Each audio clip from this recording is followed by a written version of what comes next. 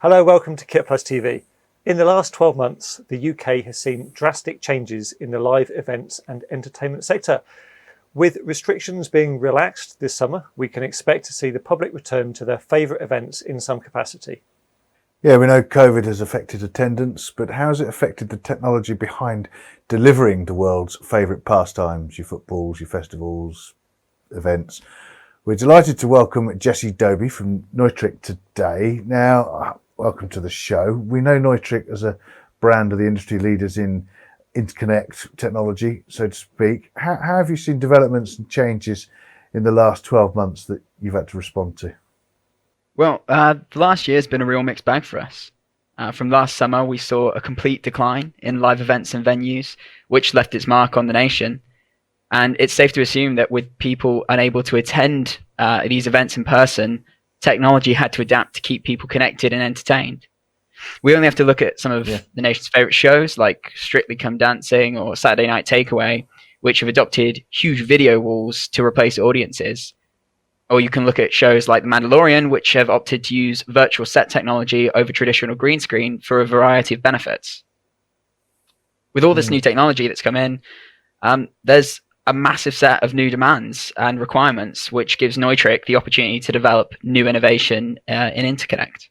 Now, at the KitPlus show way back in London in 2020, our last show we did actually in Shoreditch, you launched the new opticalCON system.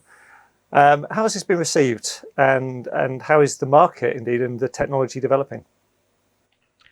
Well, fiber connectivity is really booming across all of the sectors we work in right now. Network solutions as a whole are becoming the norm for a lot of reasons.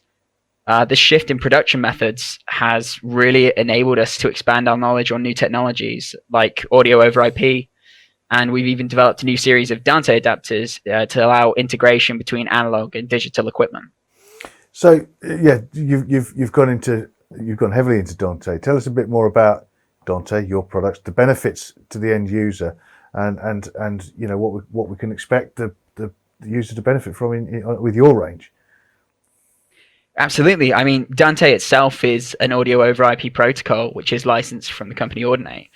And the simple of it is Dante allows users to send audio through a network. And really, for one of the biggest things and one of the biggest benefits we see in Dante is the ability to run audio through extensive lengths of cable off of standard networks that you'll find. That could be Ethernet ports that are already installed in places like schools or offices or even venues that already have integrated networks. Dante can use the existing system and run all of the audio through it. And what we've actually looked to develop at Neutrik is an adapter range which still allows users to use their analog equipment, but integrate that into a Dante world where they might not have Dante-enabled devices.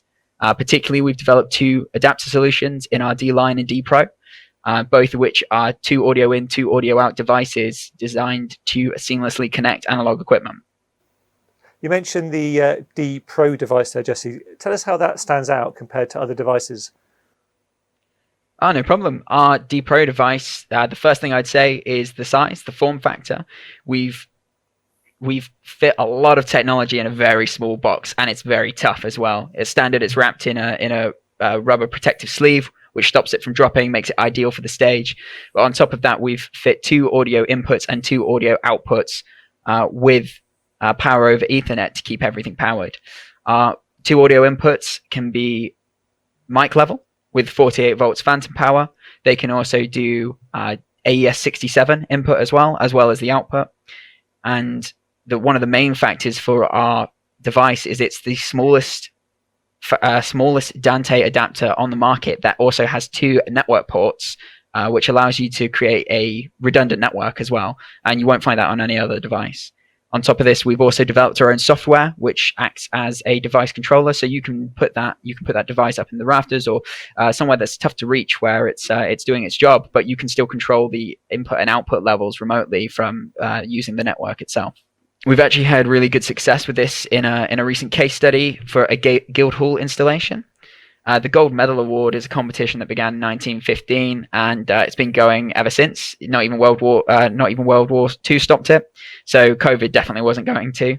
And in order to make this event happen, they had to come up with performance spaces across 35 rooms over 2 campuses with I think it was like over 40 microphones and 70 Dante devices to really allow the event to happen seamlessly. There's full information on the Audinate website about this particular case study, but our devices were a core part of that, of allowing that to happen. Yeah, interestingly, I think we're going to have a chat with the Guildhall about their installation, so we'll make sure we question on your Dante bits as well. It looks like quite a fascinating job, that one. So as far as further developments in audio over IP for the next, I don't know, months or years, what's happening? Well, last year we announced the development of Milan audio modules, and in December we launched the first Milan certified audio module called Minea. Minea is a 2x2 stream Milan certified audio module. It's a ready-to-go solution that allows manufacturers in the pro audio industry to quickly and easily implement Milan into their products. This could be from single loudspeakers to amplifiers, microphones, audio embedders and de-embedders.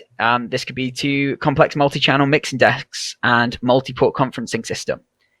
With the development of Milan audio modules, Neutrik is taking the next step by offering OEM customers a time and cost-saving path towards development and producing network audio solutions.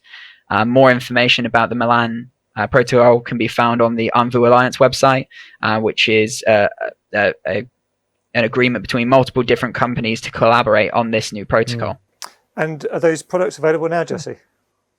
The Minea set is in our OEM phase, so we have OEM customers that are now working on this to develop systems, and yeah, we hope to have more information and news as our OEM partners develop and create new wonderful products.